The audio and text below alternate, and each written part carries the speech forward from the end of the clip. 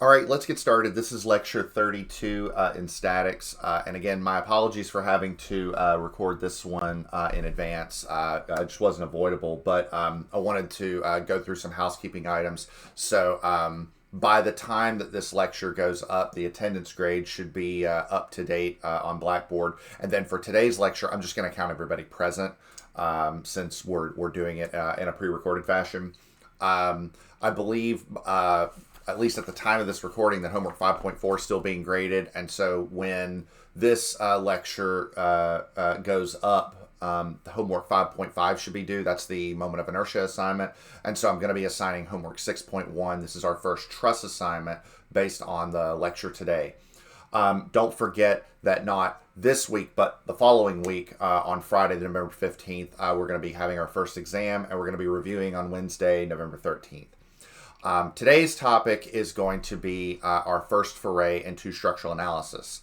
And I really enjoy sort of bookending our experience in Engineering 213 with topics like this because the idea of a truss analysis, it really packages a lot of the content that we've covered this entire semester. For example, in order to be able to do a truss analysis, you need to be able to solve for support reactions. You need to be able to handle particle statics. You also need to kind of understand centroids to understand the background assumptions that go into the solution of the internal forces in a truss. So it's a really valuable enterprise in order to hone your understanding of statics. I mean, the whole point of statics is to apply them to problems. And this is a very classical type of problem to apply statics to. So it's a really exciting time, I think, in the course. Okay, so let's go ahead and jump right into to trusses. So first off, when I say truss, what am I talking about? I'm talking about a structure or a system that is comprised of an arrangement of straight members that usually form triangular patterns to form a structure, or it could be a component of a structure.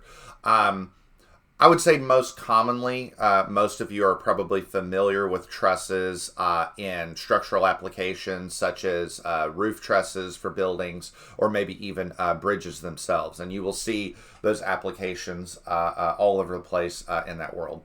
Not to put on my structural engineer's hat too much, but if we were talking about bridges, trusses are one of the many types of systems that we can apply to solve or to implement in a bridge engineering solution. The thing about trusses, at least if we're talking about civil engineering applications, is that they can be expensive to fabricate, but they are very lightweight and very stiff. So it just makes sense. It's got to make sense for the application at hand. And one of the things I want to point out is I don't want this to just be the civil engineering lecture. You'll see trusses in all sorts of applications, regardless of the discipline. And I pulled up a couple images here on Google to sort of make the point. Let me pull this up here. First off, I wanted to make sure I wasn't ignoring the biomedical engineers. And so what you see here is an image of a 3D print of bone tissue. Okay, and you can't really see the bone tissue because what you see is this sort of triangular lattice, and what you see here is a scaffold. So as the component or the part is being printed, a scaffolding system will be printed that sort of supports the component as it's being printed. So it sort of keeps the structural stability of the component as it's being printed. So you'll have this triangular lattice of support struts that are meant to support the system, and we would assume they behave like a truss. Another application that you might see, this is maybe a little bit more classical, but this is much more on the mechanical aerospace side. So I have here a dish or a satellite dish, and you can see that the support structure behind that, you can see that right here, these are all truss elements, especially in an aerospace application where you've got to get something into space. So the goal is to keep it really lightweight, but it's got to be strong enough. Trusses are a very optimal solution for those aspects. So I don't want you to think this is just the civil engineering show today. Trusses, you'll see the application all over the place. Let's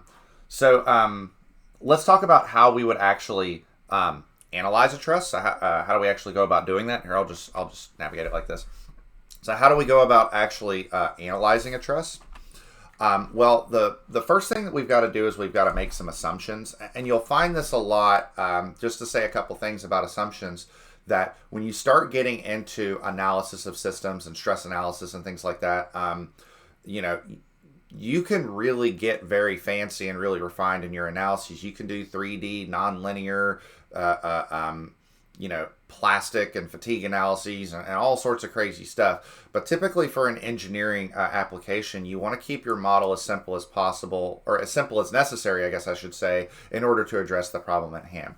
And trusses, when we analyze a truss, we typically make a series of assumptions to make the analysis doable. Now, with those assumptions, you do sacrifice some accuracy if you were to compare, say, the results that you would get in a truss analysis versus what you get in the real world. But in most practical applications, that error that you get is very, very minimal. I mean, personally, I've done field tests on, for example, bridges where I've run a truss analysis like I'm going to show you today, and then I compare that against what I collect in the field, and the differences are negligible. But you do need to keep that in mind, that when you analyze one of these types of models, you're making some assumptions, and those assumptions are baked into the math that you're doing, so you need to keep that in mind.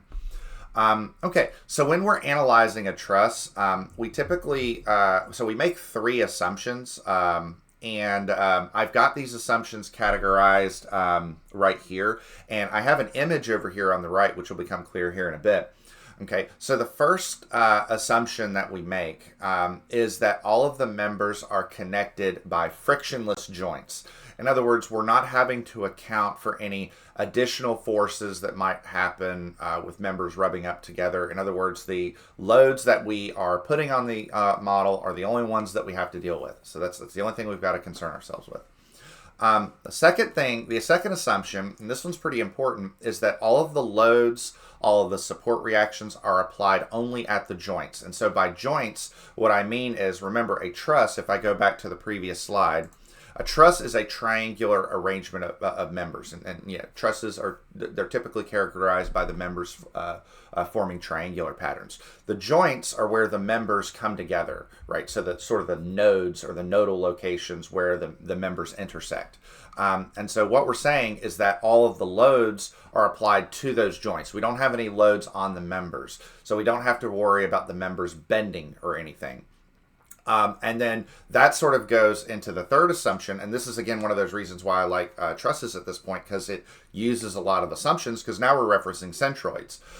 What we assume in trusses is that at each joint, all of the centroidal axes of each members coincide. So, for example, if I have, you know, let's just say like an I-beam, a square section, a triangular section, a circular section, what have you. I would probably never build a truss like that in the real world, but let's just, for the sake of assumption, assume that I've got all of these members framing into a given joint, and they each have a different shape. Like one of them's a triangle, one of them's a circle, and so on and so forth. So imagine you have a member, right, a truss member, and if I look at the cross section, you know, let's say it's a triangle, the centroid is going to be, you know, a third of the way up, you know, in the triangle. If I had, let's say, a circular cross section, the centroid is going to be in the right in the middle. So there is a centroidal axis that goes along the member for each one of the members, and depending upon the cross section of the member, that centroidal axis may be in a different location. What this assumption is saying is that when we fabricate the trusses, we fabricate them such that all of those centroids coincide. And we do that in the real world. This is an image here on the slide of a truss joint in the real world. And you can sort of see, I'll use my mouse pointer here. So for example, if you look at the center of this member and then the center of this member, or the centroid, I should say, the centroidal axis, they all sort of coincide at that point. And so the idea is that because they all coincide at the same point, we don't have any eccentricities. So in a sense, no moments. Okay, and that's really sort of the key point. These 3 assumptions really lead to the following. Really what we're getting at with these assumptions is that the members only contain axial forces. So in other words, if I have a member, it's either going to be yanked on in tension, or it's going to be pressed on in compression. It's either going to be one of the two. It also could be zero. I guess you could say the member could carry zero force, which is possible. But there's no shear. There's nothing like this. There's nothing bending. The only forces in the member are along the axis. And it's really only one force, either a tension or a compression. You know, all that is just the magnitude or the sign, if you will. In terms of actually determining those internal forces, there's two methods that we have that are available at our disposal. It's called the method of joints and the method of sections. A little bit just high level about the methods. So the way the method of joints works is, you know, I have here a truss on the slide. Here's this truss, okay? And it's got a series of joints, like you see A, B, C, D, E, so on and so forth. In the method of joints, what we do is we not only ensure that the equilibrium of the entire structure is maintained, but we investigate the equilibrium of each individual joint, okay? And the thing about the method of joints is that it is a little bit tedious. It can, you know, take a while, but the advantage is that it's thorough. In other words, you will get the force in every member, which often is what we need for design purposes. Very often, we do not need to analyze a truss just to get the force in a single member. We ultimately need the forces in every member to be able to design it. But we do have another method at our disposal, and the other method is the method of sections. And so the way the method of sections works is that instead of investigating the equilibrium at each joint, what we'll do is take our samurai sword or lightsaber and sort of split the truss in half or cut a section, and then investigate the equilibrium of that that rigid body. And so that might look something like this. The advantage to that is if you have a really, really big truss and the only thing that you're interested in is spot checking or sort of getting the force in a single member, it can work a lot faster. You're also afforded another equation of equilibrium, and I'll get to that here in a bit. Probably in our next lecture, because we'll do the method of sections in our following lecture. But the downside is that it doesn't work very well when you're trying to solve the entire truss. So you as the analyst need to choose which method makes sense for the problem at hand. And so what I would say for that choice is if you're trying to solve the entire truss, use the method of joints. It's a lot more systematic. If you're trying to spot check or get the force in a single member, I'd probably use the method of sections, unless the force is really tiny, or unless the truss is really tiny, in which case I'd probably use the method of joints anyways. I know when I teach a later course, a junior level structural analysis course for you civil majors, we focus much more on the method of joints than we do the method of sections because we often need the forces in every member. So today we're going to talk about the method of joints, and so here's the method of joints. And as as you know, we were talking about, the way the method of joints works is that we investigate the equilibrium at each joint. Okay, because the idea is that if you want the whole structure to be in equilibrium, the whole truss to be in equilibrium, well, then each joint has to be in equilibrium too. It wouldn't make sense for the whole truss to be in equilibrium, but one joint to be moving. Like the whole system has to be in equilibrium. Now, if you remember, one of the assumptions that we made, or well, all the assumptions that we made, I guess we should say are relevant, but the one that I want to point out most here is the one related to the centroids. See, we said that the centroidal axes of all of the members coincide, and we said that we were also applying all the loads at the joint. Okay, so what this turns a joint problem to is a particle statics problem, right? So the idea is if I'm investigating a joint, it's a particle statics problem. It's like what we did before exam 1. You know, we had a single point, we had all the forces going through the point, and what we're trying to do is determine unknowns. And so this is basically a static equilibrium problem in 2D. So when we're looking at joints, we only have two equations of equilibrium at our disposal if we're looking at a 2D truss, and that's the sum of the forces in the x direction and sum of forces in the y direction. We don't have sum of moments because there is no moment at a joint. All the forces all go through the same point. So that also feeds into your analysis strategy. In other words, you can only solve a truss if you're solving the method of joints. You can only assess one, or you're typically assessing one joint at a time, and you can only look at a joint that has at most two unknowns because you only have two equations of equilibrium. That'll become clear as we start looking at an example problem here in a second. But just keep that in mind that when you solve a method of, or when you're utilizing method of joints, you can only solve a joint with two unknowns. So let's look at the truss that we're going to solve. We're going to determine the internal forces in this truss. It's a small truss, so it's somewhat manageable. And I'm going to go through somewhat step by step. So we'll do what we'll do is we'll solve for the reactions first, and then I'm going to take some time and assess the equilibrium of a single joint. Then I'm going to make some comments about truss member forces, and then we'll look at the whole truss. So let me pull up my notebook here, and let's go ahead and get to it. So let me make this bigger. Okay, and so I will try and ensure that my camera is not blocking any of the calculations that we're going to do. Okay, all right, so the first thing that we need to do is we need to compute our support reactions, okay?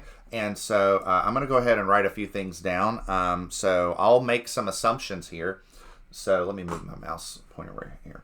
So I'm going to assume, let's see, that we have an upward reaction here. We'll call this, I don't know, CY.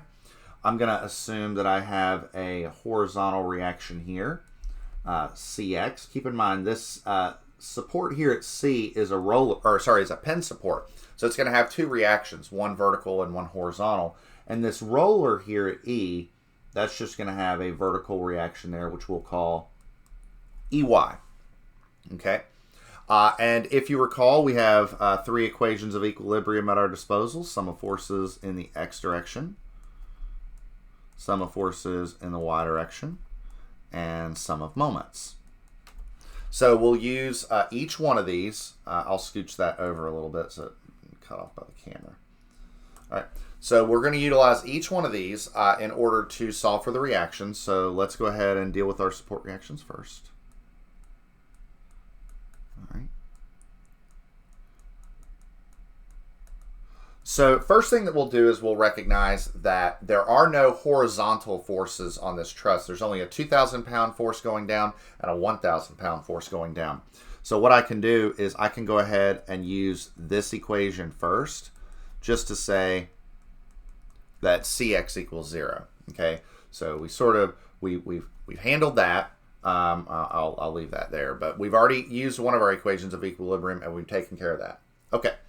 So next thing that we need to do is we need to sum moments. And so since we are summing moments, it really doesn't matter where we sum moments. We can sum moments at really any point. What I'm going to do is eliminate one of the unknowns. And since I really only have one unknown at C and one unknown at E, it really doesn't matter where I sum moments. So I think I'm just going to sum moments at E. If you want to sum moments at C, that's fine. So we'll do this, and what we'll do is we will just handle this like we've handled any problem. So we will start off with the 2,000 pounds and the 1,000 pounds, and so from E, the 2,000 pounds, that moment arm is going to be 18 feet away, and from E, the 1,000 pounds is going to be 6 feet away. For both of these are contributing positive moment, if that's our assumption. So we'll say 2,000 pounds times 18 feet plus 1,000 pounds times 6 feet. And then that has to be counteracted by CY rotating the other direction. Well, actually, let's see. No, that's we can see here that's all rotating the same way. Uh-oh, looks like I made an incorrect assumption. That's okay. Now, how did I recognize that I'm making an incorrect assumption? Well, keep in mind, I'm summing moments at E. So the 2,000 pounds is rotating counterclockwise, the 1,000 pounds is rotating counterclockwise, and the CY is rotating counterclockwise. So something's wrong here. Well, we'll see what happens. So 2,000 times 18, that's 36,000, and that's foot-pounds. Plus, this is going to be 6,000 foot-pounds, plus CY times 6 feet is 0, right? So 36 and 6 is 42. So 42,000 pounds, or 42,000 foot-pounds. If I subtract the CY on the other side, I'm going to get, that is, negative CY times 6 feet.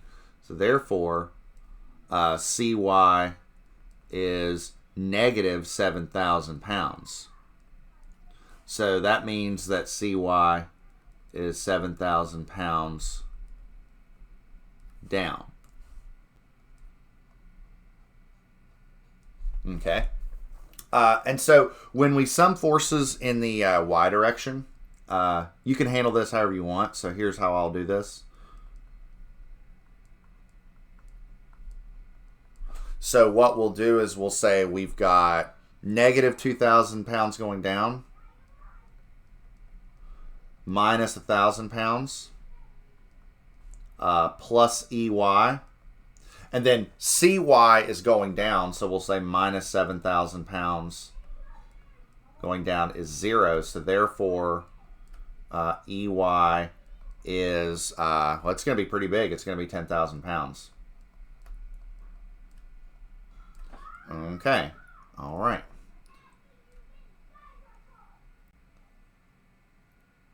And in case you can hear that, I think my daughter's playing in the background. Okay. All right. So our support reactions are figured out. Hopefully that's pretty straightforward. Here, I'll go ahead and box this one too, just to do that. All right, so just so everybody's aware, I did cheat a little bit, and I put some of my results down here so that I wouldn't have to rewrite them over again. So maybe what I'll do is I'll take this and sort of drag it up a little bit. Okay, we'll do this. Okay. So now what we're going to do is we're going to look at the method of joints.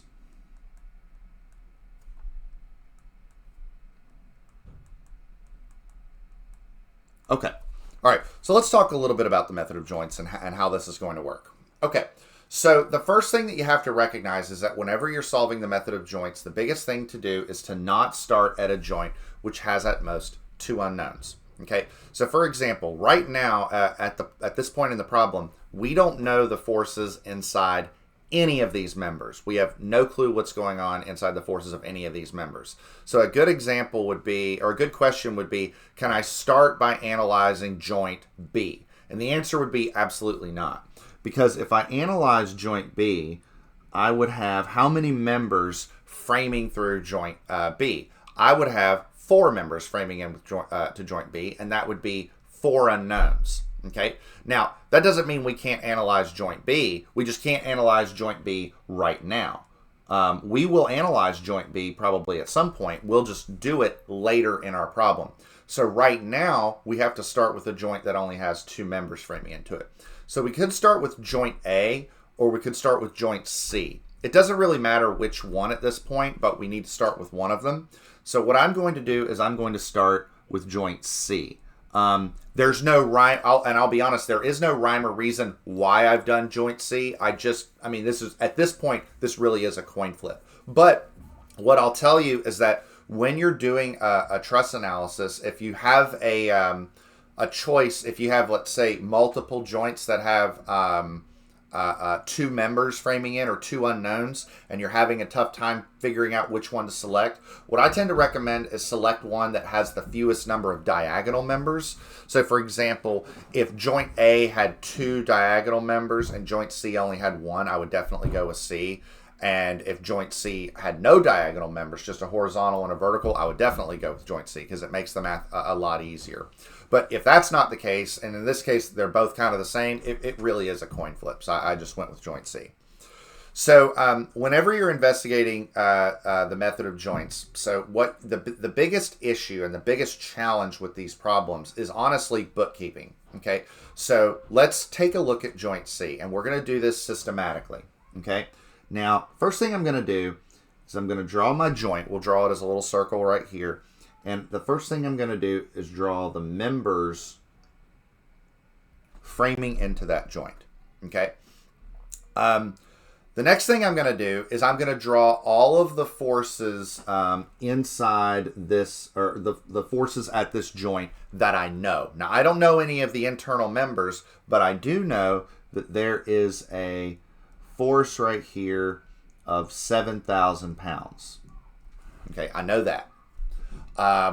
What do I not know? Okay, I don't know the force inside the 2 members. Okay, now when we're drawing our joint, and I'll say this, the more practice that you get with truss analysis, you get better at sort of making these assumptions. But at the very beginning, when you've never done a truss analysis before, you might not know how to draw these unknowns. Okay, so I'm going to show you what we're going to do here. Okay, so the first thing we're going to do is we're going to say there's an unknown for this member and an unknown for this member. So there's an unknown force in that member. Okay, so I'm going to name these. I'm going to call this FBC, and I'm going to call this FCE. Okay, now you notice I didn't draw any arrows. Okay, I didn't draw any arrows. What I'm going to do is I'm going to draw these arrows like this.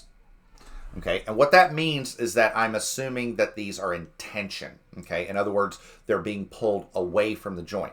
Now, the thing about this assumption is that if I've assumed correctly, it just means the arrows are flipped in the other direction. So, and that'll probably happen for one of these, but we'll see that when we get to it.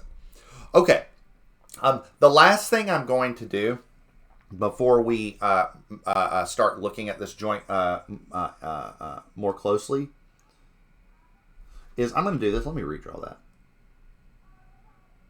Is I'm going to put this little symbol here, this little slope ratio, and what I'm going to do is I'm going to write 8, 6. Okay, and so what I'm basically saying is that if you look at this diagonal member right here, it has a 6 to 8 slope ratio, or you might be thinking a 3 to 4 slope ratio, because I'm going to use that that notation or that data here in a bit. Okay, in fact, what I'm going to do now, what I'm going to do is I'm actually going to redraw this entire joint. Okay, I'm going to cheat a little bit because I'm going to just copy and paste. So I'm going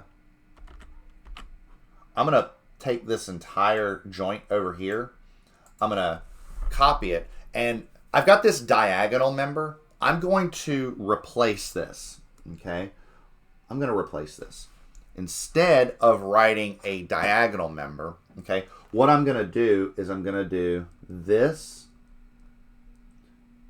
and this, okay, and I'm going to call this FCEX and FCEY, okay, and the idea is that what I'm doing is I'll put my little thought bubble right here that I like to do.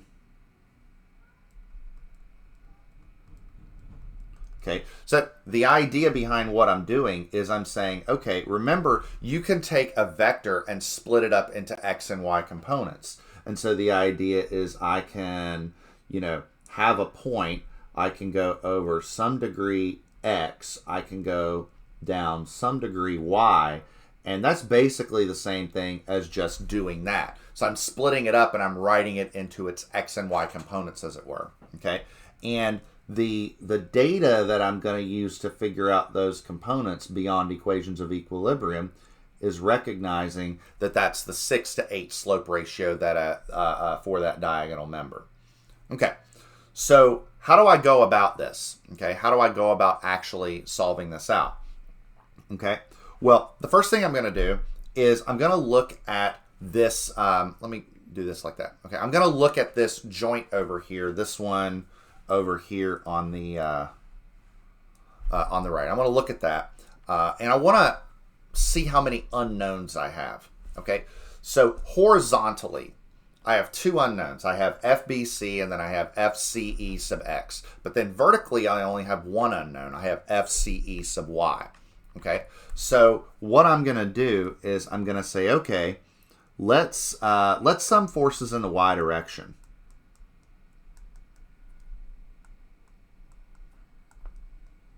For this joint, okay? So what does that tell me? I've got negative 7,000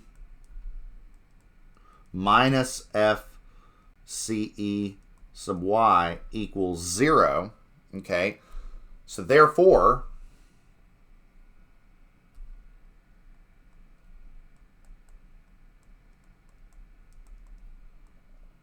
is negative 7,000. Okay.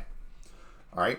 So basically what that means is that it's going in the opposite direction. And probably what we'll do is when this is all said and done, we will redraw the joint one more time and we will actually draw the directions as they're supposed to go. But I have this arrow drawn going down. It's actually supposed to be going up.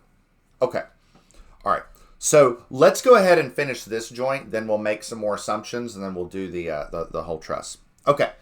So one of the things to keep in mind is that whenever you are looking at a diagonal member and you solve one of the components, you can immediately solve for the other component. And the reason is that those vertical and horizontal components have to adhere to the slope ratio. And they have to do that because if they don't, that means that the force in this member is not axial. The force in the member has to go along the axis of the member. So you can use this slope ratio very, very easily in order to figure this out.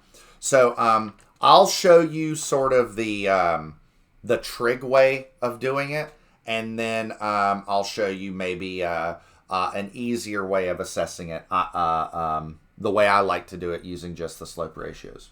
Okay, so what we'll do is we're going to look at this angle, which we'll call theta. Okay, now theta is going to be the inverse tangent of 8/6, which is 53.13 degrees. Okay, and so the other thing though is that if I look here at my my force components, this is FCEX and this is FCEY. That's the same angle. That's the same angle right there. So the tangent of that angle has got to be FCEY over FCEX. Okay, so if I wanted to find so here's the thing, like I can come up with a very simple relationship. I can say FCEY equals FCEX times the tangent of theta. But here's the reason why I think that computing this angle makes no sense. And that's because what is the tangent of theta? The tangent of theta is 8/6 because that's how we computed it in the first place. So if we want to find FCEX, all we have to do is take this, we'll say use the slope ratio. Actually, let's not write it like that. Let's not write it like that. We'll do it like this. We'll say using the slope ratio.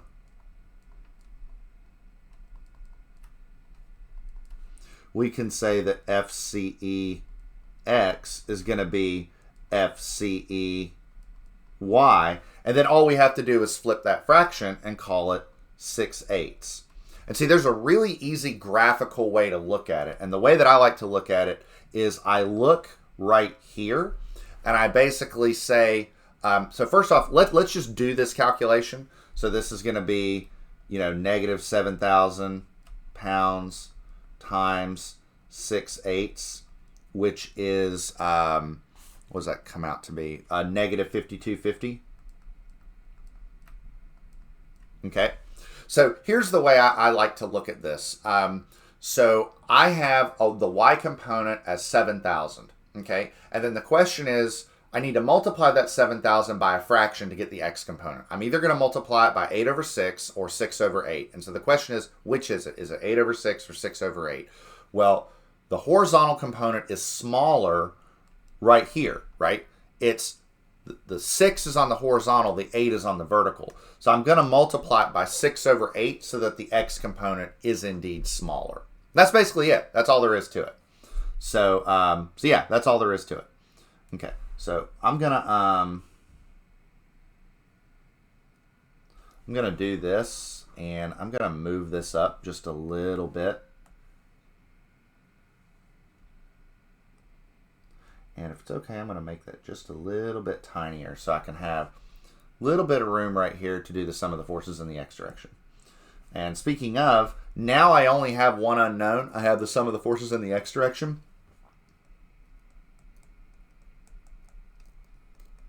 And this is pretty easy because if I have, so look at my joint. I only have two horizontal forces. One of them is negative 5250 pounds. So FBC has to be positive 5250 pounds.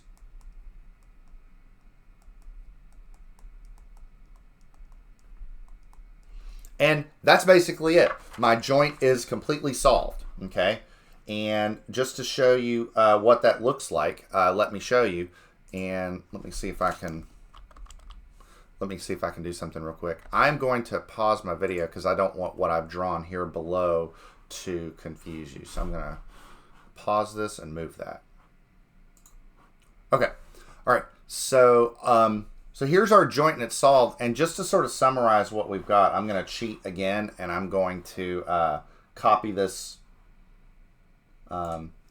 joint here one more time. I'm going to put this down here. So here's my joint, and all I'm going to do is just sort of write the forces. So let's see. In the case of FBC, that came out positive, so we'll write this as 5250.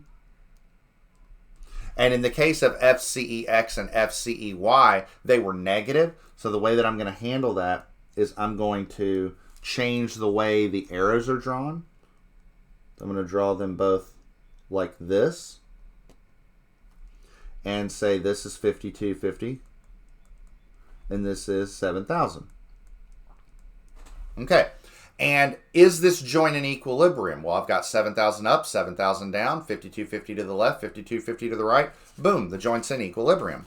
And so what do I do from here? Well, if I want, I can use the Pythagorean theorem and I can say, okay, FCE is FCE x squared plus FCE y squared, take the square root, and I'm going to get, let's see,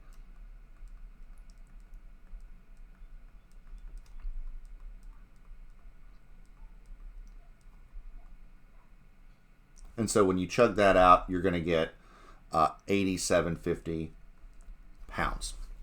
And other than that, the joint is solved. Okay, so we have the joint solved for joint C. And what we would do is we would repeat this for the rest of the truss. Now, before we do that, I want to make a couple comments. I'm going to pause real quick to lower that diagram one more time, but bear with me.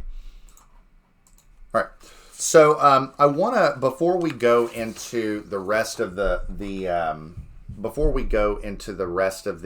analysis, I want to say some notes on classifying these forces. Okay, and so I'm going to say some notes on tension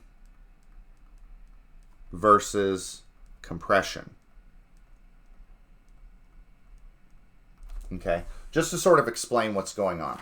So if I have a joint out here in space, okay, and let's say that I have, I don't know, a force like this, a force like this, or sorry, a member like this, and a member like that. And this is just for notation's sake. Here, let me lower this just a little bit. Okay. And let's say that this has, you know, some load on it. Okay, it doesn't really matter. Okay. All right. So what I am proposing is that, so if we look at the joint above, okay, what I'm proposing is that if we have a force that is yanking away from the joint, I would say that this is tension. Okay, because the idea is, you know, if I have, I'll do my best to sort of, put a little image here to this. If I'm, you know, like this, and I have, you know, here's me, and let's say that there's a hook in the wall, okay, and I've got a rope like that, and how would I apply tension to the rope? Like, how would I do that? I would yank away from the wall, right? I would pull away from the wall. Well, if I have a force pulling away from the joint, that's going to be tension. Likewise, if I have a force that's going like this, we're going to say that's compression. And as we saw in the last joint, really the difference between tension and compression is just whether or not it's positive or negative. See, what I did at the very, very beginning of this joint analysis earlier is I just assumed right here, I just assumed that they were both tension. And when I got a negative answer, I knew it was compression, which is a sound way of doing it. And honestly, the way I recommend if you're unsure which is which. Okay. So what we did is we assumed tension, and when we got a negative, it's compression. Really, tension or compression is just the sign. So you could have a positive axial force or a negative axial force. You could have a zero force as well. And so the way that I like to denote that is I just put a zero through the member in case the member is carrying zero force. We'll say it's zero force. So just so everybody's aware on the notation. Okay. The other thing that I want to note is a little bit about maybe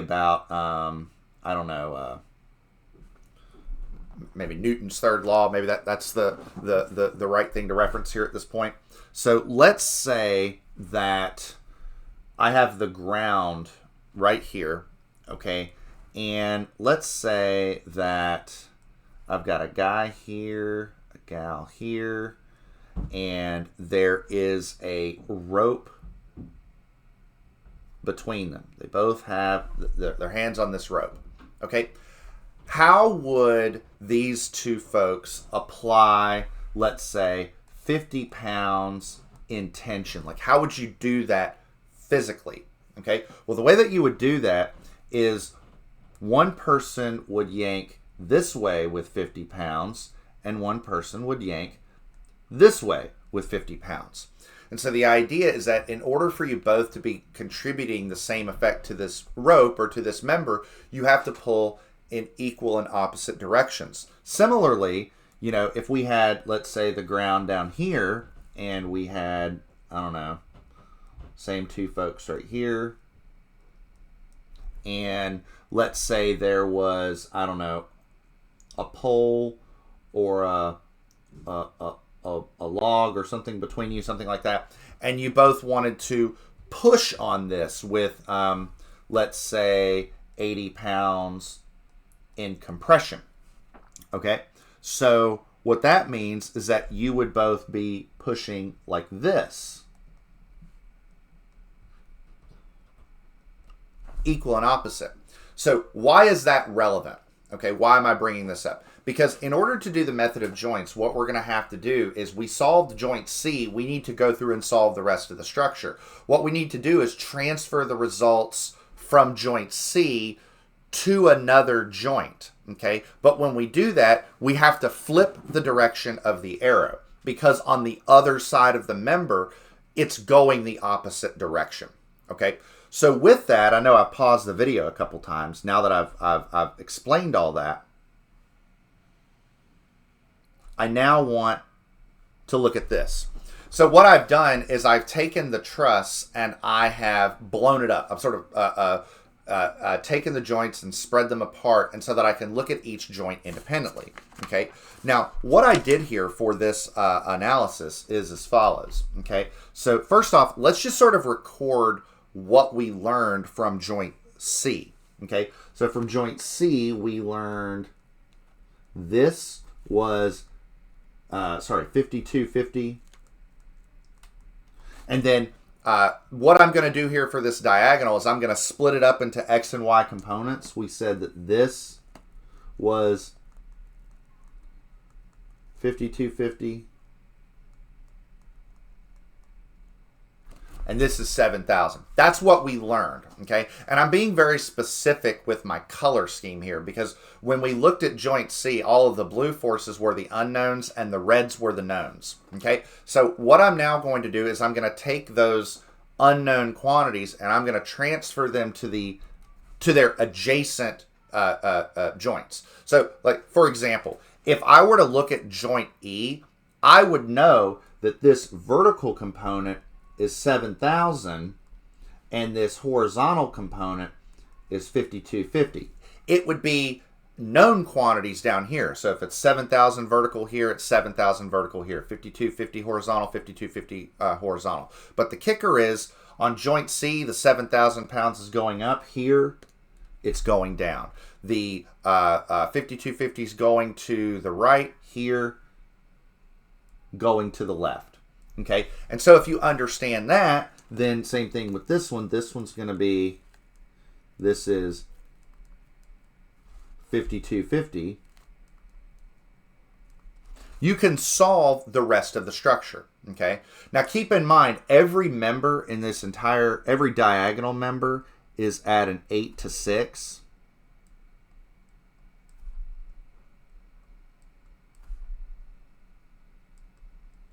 So if you understand these patterns, you could actually solve this truss really quickly, okay? So I'll show you how I'm going to do it, and I'm going to knock this thing out pretty fast, okay? So what I'm going to do is over here, I'm going to make a little log. The first thing we did is joint C.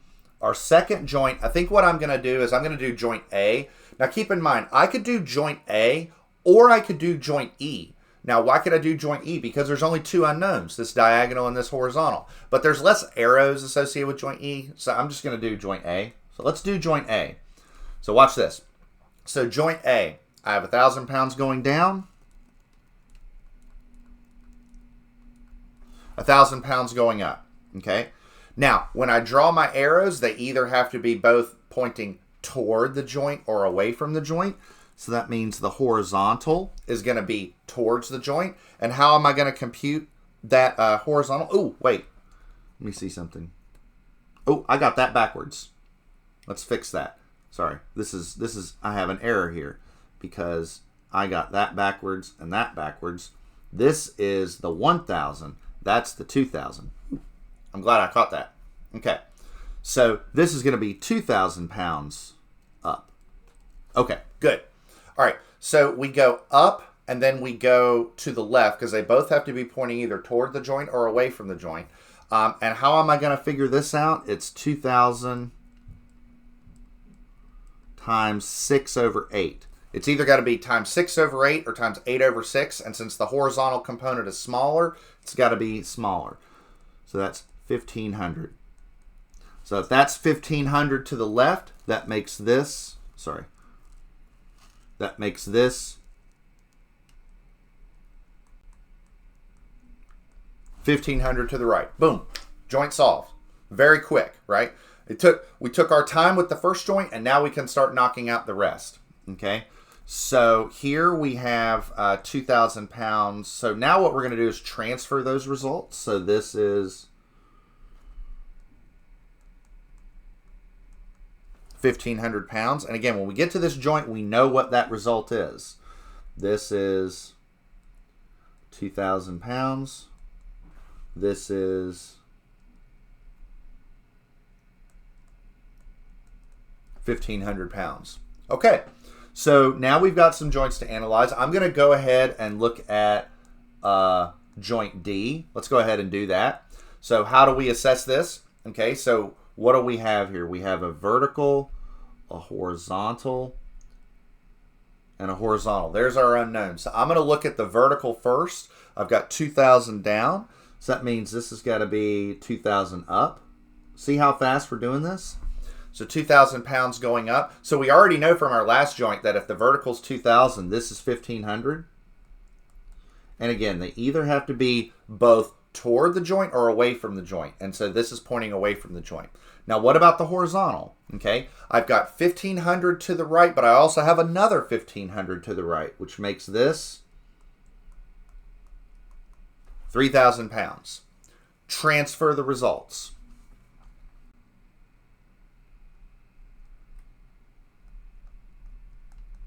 Okay, that makes this.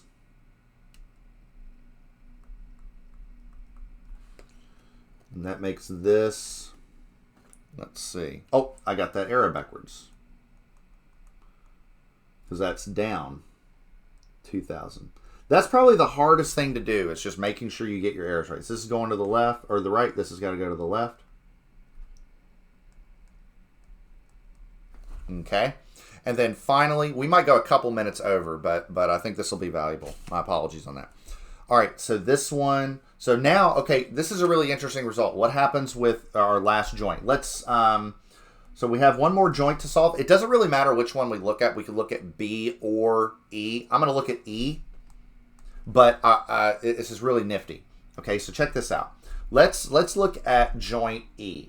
Okay, so there's a lot of bookkeeping here. Let's just take our time with it. We know we're going to have one vertical and one horizontal. Let's just handle them independently. So I've got 7,000 down and 10,000 up. So that means I need another 3,000 down in order to achieve equilibrium. What about horizontally? 3,000 to the right, 5,250 to the left. So I need another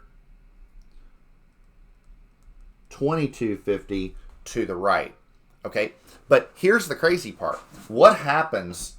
Let's do this down here. Note 2,250 over 3,000. That equals 6/8.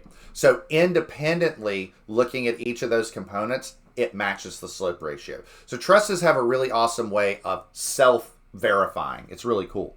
And here's the really awesome part. If we go to the very last joint and transfer these results,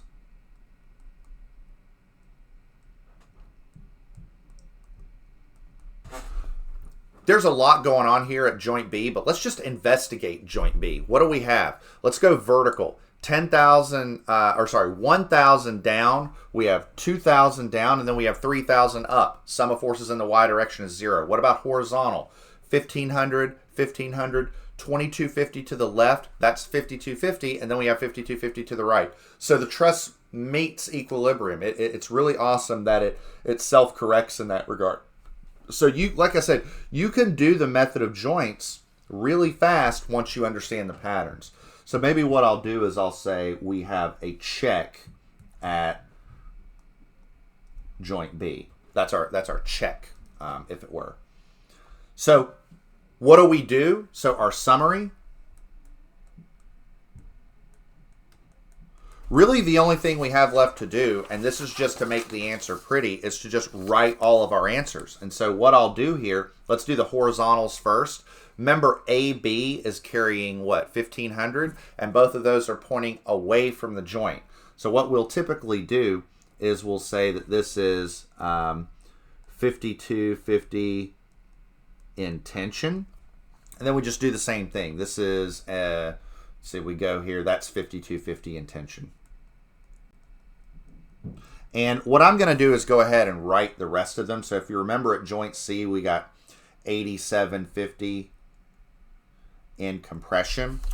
This one, you can actually see DE. This is 3,000 pounds in compression because both of the arrows are pointing towards the joint. And then for the remaining members, we just do a Pythagorean theorem. So I'll go ahead and write this out for you. This is 2,500. That's in compression. This is 2,500 in tension.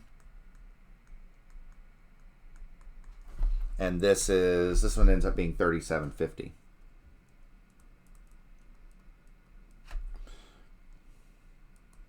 And that right there is the answer.